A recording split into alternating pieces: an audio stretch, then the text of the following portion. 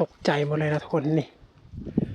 ขาบงูเลยผู้เจ้าของนี่เสียชีวิตแล้วอยู่แบบตามมีตามเกิดอยู่แบบดังเดิมเลยโคกอันนี้นะทุกคนตามความเชื่อประเพณีคนที่เชื่อถือผีนะ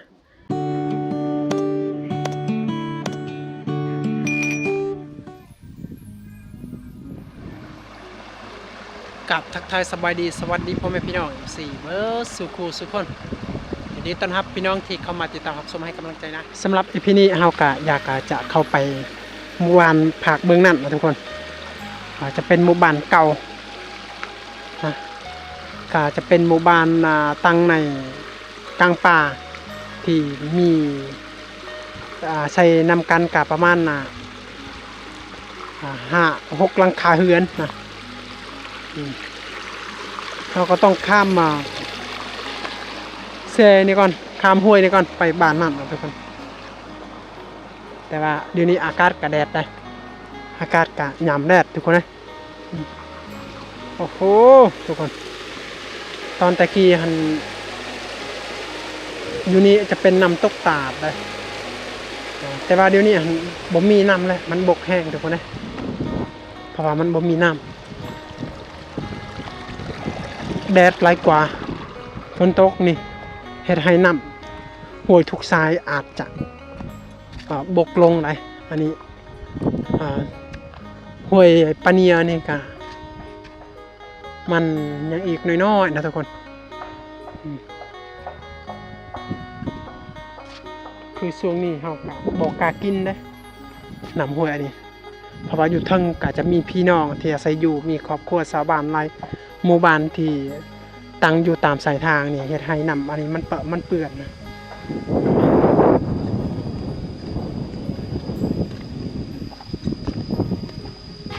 ตอนนั้นน้ำตกตาดอันนี้พี่น้องก็เคยเห็นอยู่น้ำมันหลายเลยแต่ว่าเมื่อเพราะว่าปีนี้มีแดดหลายเฮ็ดให้ตกตาดอันนี้กะบ่มีน้ำแล้วทุกคนนะนี่แห้งอ่องจ่องแองแจงนี่โอ้น้ำก็เป็นน้ำสีเหลืองๆมันเป็นแต่ขี้ฝุ่นแหละทุกคนโอเคจะเข้าไปหมู่บ้านนี้ก่อนไปเบิ่งวิถีชีวิตของเขาเจ้าก่อนว่าช่วงนี้เขาเจ้าเฮ็ดหยัง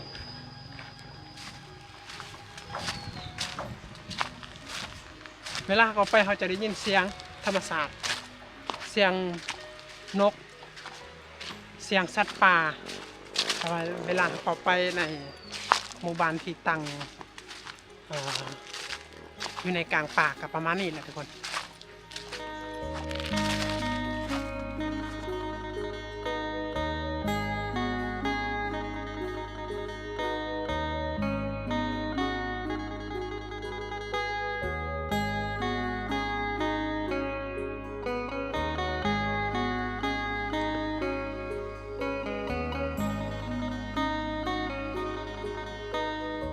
ดึงห่อแต่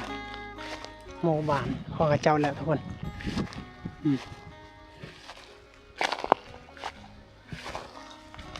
อันนี้จะเป็นเพื่อนที่ข้าเจ้าฝ่ายผียามมามี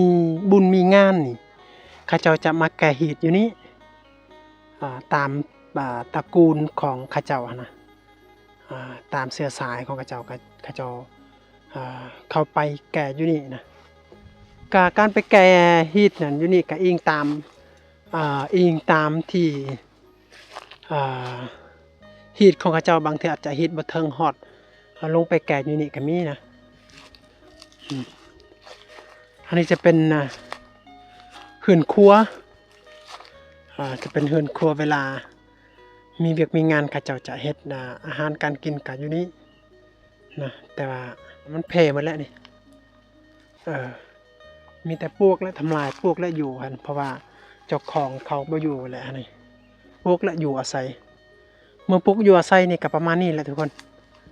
พวกหางเพพังไปนี่ได้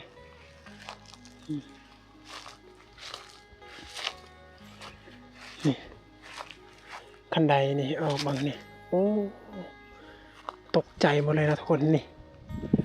ขาบงูได้อันนี้จะเป็นขาบงู เวลาคนบ่อาศัยอยู่นี่งูแหละอาศัยอยู่นี่จะเป็นขาบของมันเพราะเป็นตะยานนี่แหละสาเหตุที่กระเจ้าอันมักเอาหินอันนี้มาห้องใส่นะแต่ว่าข้าเจ้ายานว่าปลวกมากินอันนี้เมื่อปลวกเขาขึ้นเฮือนนี่เบิดแหละนี่ถ้ายามมีเวียกนี่ข้าเจ้าก็จะเปิดขึ้นไปอาศัยนะแต่ว่ายามบ่มีเวียกนี่ข้าเจ้าก็อัดประตูไว้อันนี้อีกหลังนึงอันนี้จะเป็นเสื้อสายหนึ่งหรือว่าตระกูลหนึ่งตามมาตระกูลไผ่ตระกูลมันแหละนี่แต่ยังแต่ว่าคือเดี๋ยวนี้ก็จะเป็นเฮือนห่างวางเป่าอยู่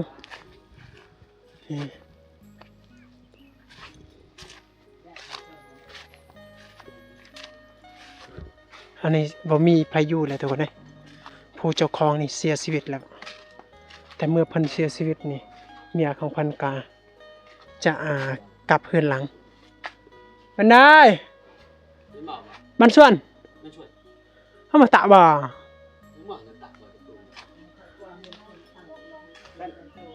ฮะมีอะไรหายัง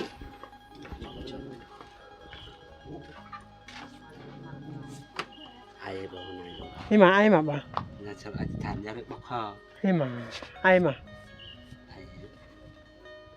เหมือนประตูเนาะใหญ่ไม่ไล่ย่างตายเนาะไม่มาอะไรกันตัวนี้อะไรเดี๋ยวเลือดน้อยตะเต็กเอามาเกะมุ้ยลงแต่นอป่ะต่ออังเกะปวดเอาโดนลังเลยเขามันตะนกแกเนาะบอมไปด่าบอมแมนบ่แมนบ่แมนไปใช่ถือกระเบิดบ่ถือกระเบิดนี่เน่โอ้อายุจักปีเลยจึงถือกระเบิดนี่อายุนี่บ่ปี2000นี่2010แม่นซะบ่ถึกระเบิด2010เกิดลูกเท่าแท้2010นี่สงครามมันบ่มีดอกไดนาระเบิดจูดให้นะอ๋อนั่นเนาะก็โชคดีเนาะคือว่ามันบ่ถึงขั้นเสียชีวิตเนาะโอเคจะไปเลาะหมู่บ้านนี้เด้อไปเลาะหมู่บ้านก่อน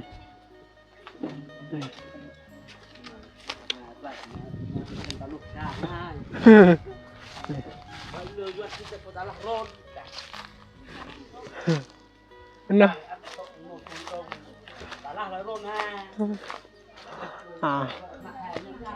อันนี้จะเป็นเฮือนคนทุกคนยากแหละทุกคนเลยอันนี้จะทางเฮือนครัวและเฮือนข้าเจ้านอนข้าเจ้าใส่นะ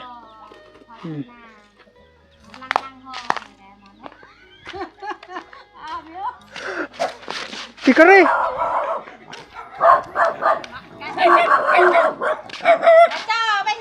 คือติกรี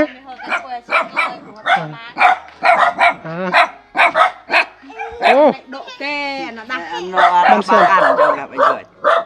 bắt tê luôn nó giờ bạn tê bạn ăn no mà nhiều nếp một vàng ăn no bạn bạn nó bắt cha nó bắt luôn keo đi một quay điน่าจะได้ เราลุงจะได้น้ำมันมาชื่นโอ้คักเนาะแอมเลยอันเฮยนังนั้นเลยนี่มาvợ hơi á anh hơi hả bò bò hút á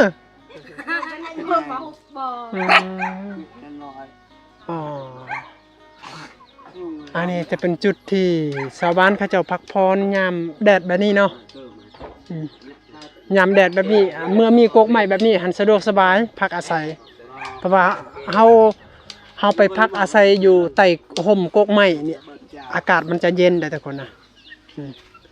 หมู่บ้านนี้เขาจะได้เห็นเป็นหลังคาเฮือนของกระเจ้าก็เป็นหลังคาเฮือนแบบเดิมหมดนะทุกคน สังกะสีกะเขาเจ้ามุงหลังคาเนี่ยก็จะเป็นสังกะสีโตมันแดงๆก็ว่าแม่นแดงว่าสีของมันแต่ว่าจะเป็นแดงแบบว่าขี้เมียงหมดนะ ตายนะ ขี้เมียงหมดน่าจะประมาณบ่ฮอด2ปีแล้วฮอด2ปีแล้วทุกคนเอ้ยถ้าฝนตกนี่ก็น้ำมันเข้าไปในเฮือนแล้วทุกคนเอ้ย bộ bờ dầu bộ có ngân mà giàu bờ dầu nó già nó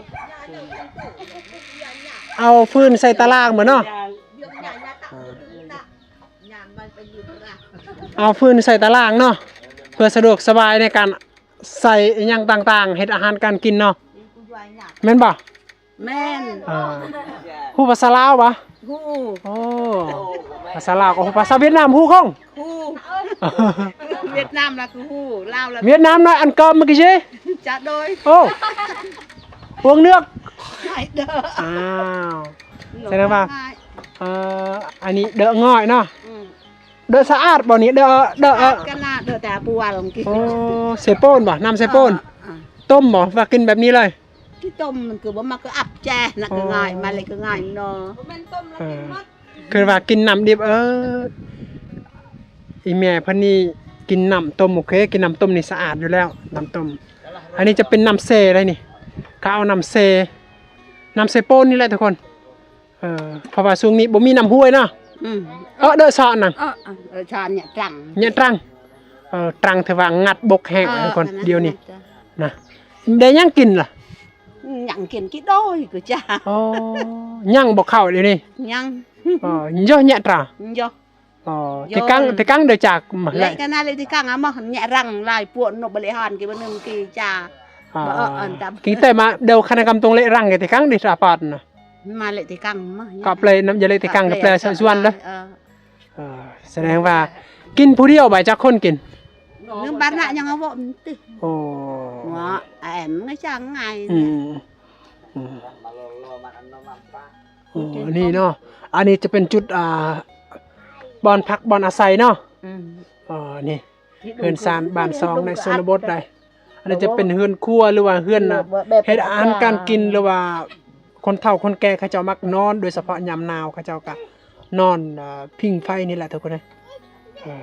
bị vấn đề này bị từng đồ bồn tạ trà kim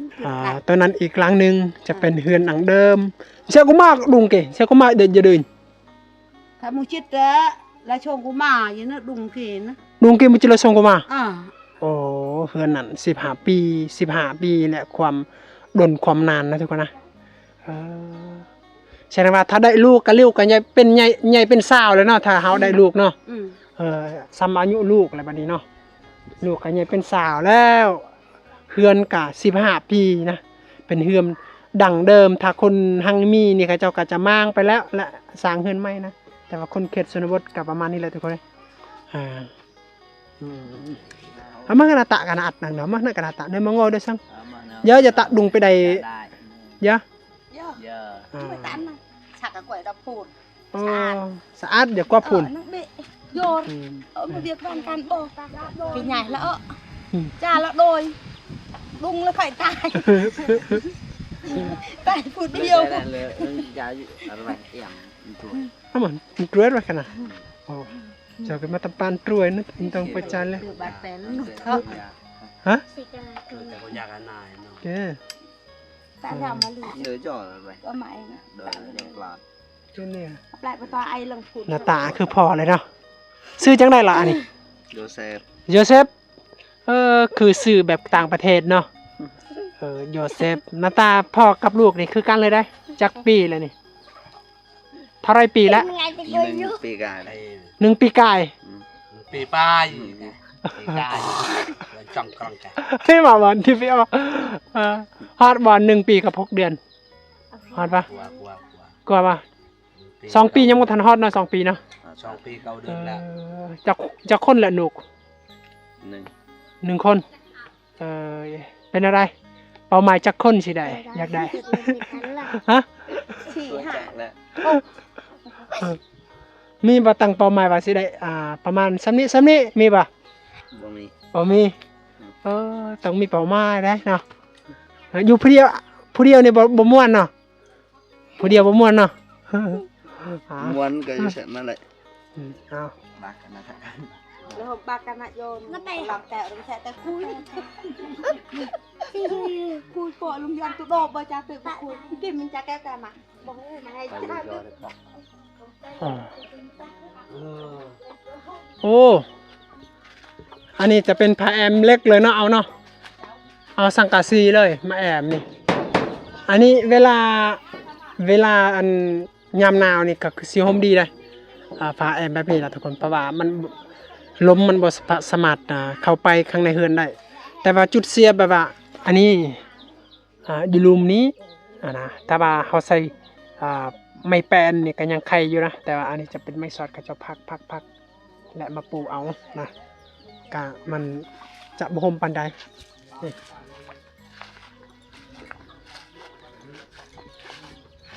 โอ้จะโดยป่ะ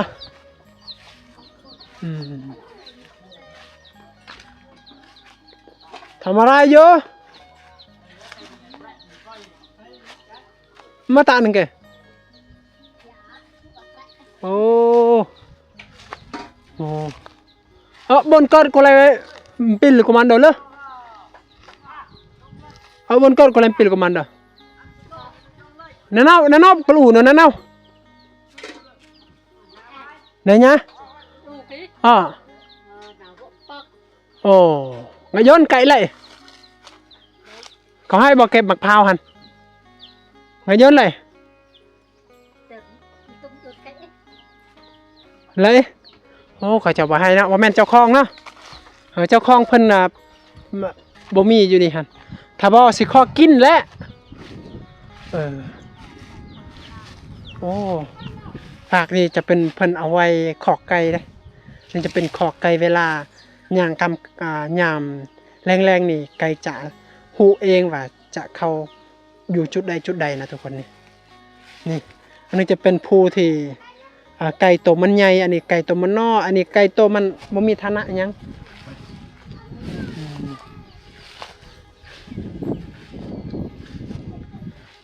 ก็จะเอาไว้พื้น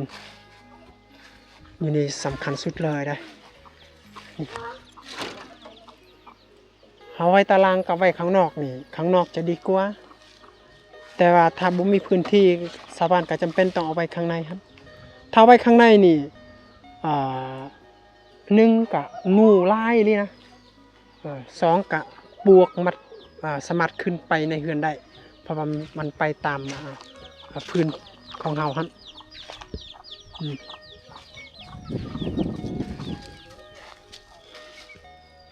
โอ้เสียดายทุกคนเลยถ้าเฮาไปอัปเดตยามตอนแรงนี่บรรยากาศจะคักแน่ได้แต่ว่ายามตอนเที่ยงนี่บรรยากาศกับมันบ่คักปานใดทุกคนแต่ว่าชาวบ้านกะตอนแรงตอนเที่ยงกะคือการนั่นแหละทุกคนเพราะว่าบ่มีคนนะเพราะว่าคนที่หลังคาเฮือนกะน่าจะหลายอยู่หอด10หลังคาแต่ว่าหลังคาเฮือนที่มีชาวบ้านอาศัยอยู่ก็ประมาณ5หลังคาเท่านั้นกายนั้นจะเป็นเฮือนหางหมดเวลายามกลางค่ำกลางคืนนี่หมู่บ้านนี้จุดดีก็คือแบบว่าเงียบสงบแต่ว่าจุดเสียกะมันเงาแน่จะน้อยนะเพราะว่าภาคนั้นก็จะเป็นผีภาษาหมดนะออมแอมนี่จะเป็นผีภาษาเลยที่เขาจะฟังคนตายนะและจะเป็นหมู่บ้านที่บ่มีไฟฟ้าด้วยทุกคนนะอยู่แบบตามมีตามเกิดอยู่แบบดังเดิมเลยนะบ่มีไฟฟ้าอย่างต่างๆเวลากลางค่ำกลางคืนนี่เขาเจ้าก็จะไต่ตะเกียงเอานะหรือว่าช่วงนี้เขาเจ้าจะบ่ใส่ตะเกียงก็คือเขาเจ้าจะใส่โคมเอาเวลากลางเว้นเขาเจ้าก็จะออกไปสากอยู่บ้านข้างนอกหันเพื่อให้มันเต็มและกลางคืนเขาเจ้าก็จะไต่ให้สว่างและบางคนก็จะมีไฟที่เขาเจ้าสากเป็นแสงตะเวนนะก็สามารถใส่ได้คือกันนะทุกคน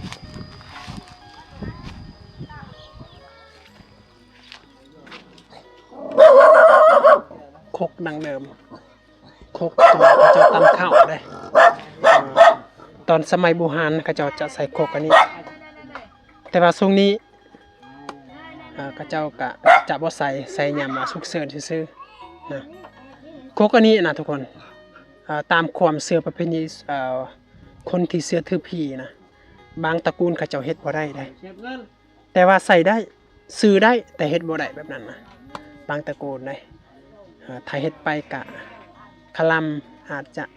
เสียชีวิตบางตระกูลได้แต่ว่าส่วนน้อย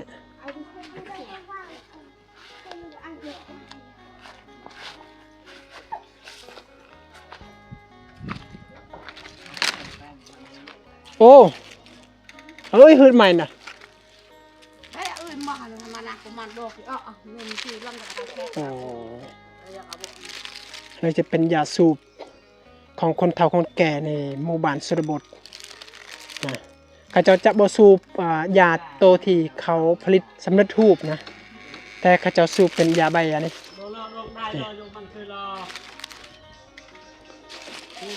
บางคนนี้ถ้าบ่ได้สูบนี่โอ้เฮ็ดเวียกบ่ได้นะแต่ว่ายานี่แม่นอยู่บ้านเฮาหลายกว่าเด้เขาเจ้าเห็นนะยานี่นะทุกคนยาใบนะอยู่แค่นี้ก็บ่ค่อยมีปานใดแต่อยู่บ้านเฮานี่หลายนี่เขาเจ้าเฮ็ดได้ anh này kì ngay tầm tết ทำไมกินอะไรเลยคือมันคือไม่ผุน cái mà lại dầu phun cái nào phun nào linh còn phun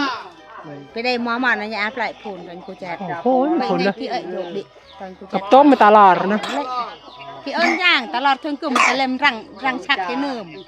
đó vậy thì tao club plon nổ chắc mà lại giật cái tân nó nhảy nhảy อ่า mà lại hôm ngọt chứ đường bị là nhẹ kẹt thằng à เพิ่นกำลังเว้าว่าเพิ่นก็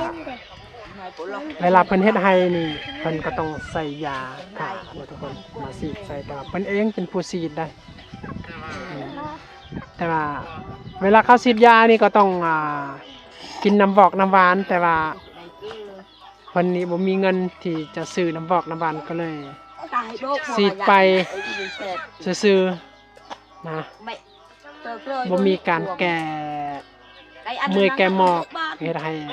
อาการก็สุดโทรมอยู่นี่ บุมีพัวนะตา อยู่ผู้เดียวบ่ cái vô phu ผัวไปใช่ผัวป้าบ่ พัวปะเลย เสียรับอันนี้เดี๋ยวนี้หันแม่ห้าง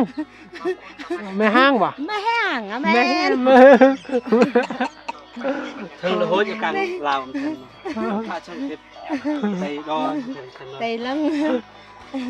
đẹp nhau triệt cái từ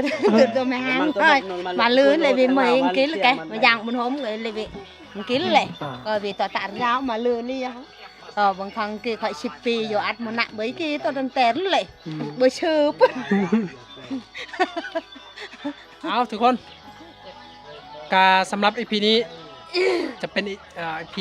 ตอนเที่ยงที่เราได้เข้าไปในหมู่บ้านชนบทจะเป็นชนบทดังเดิมนะทุกคน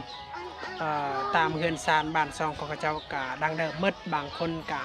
เฮือนกะ10 ปลายกว่าปีหรือว่า20 ปีนี่แหละทุกคนหลังคาเฮือนในหมู่บ้านนี้กะจะหลายหลังคาเฮือนอยู่แต่ว่าเฮือนที่เขาเจ้าอาศัยอยู่แท้ๆกับประมาณ5หลังคาเฮือนกันนั้นจะเป็นเฮือนเป่าวางนะแต่ว่ากะบ่แม่นว่าเป่าวางแบบว่าเขาเจ้าปะเลยแต่ว่าเป็นเฮือนที่ศักดิ์สิทธิ์เป็นเฮือนที่เขาเจ้าจำพีเฮ็ดพิธีหยังต่างๆกะเวลามีเวียกงานเขาเจ้าก็ขึ้นไปเฮ็ดอยู่ในนั้น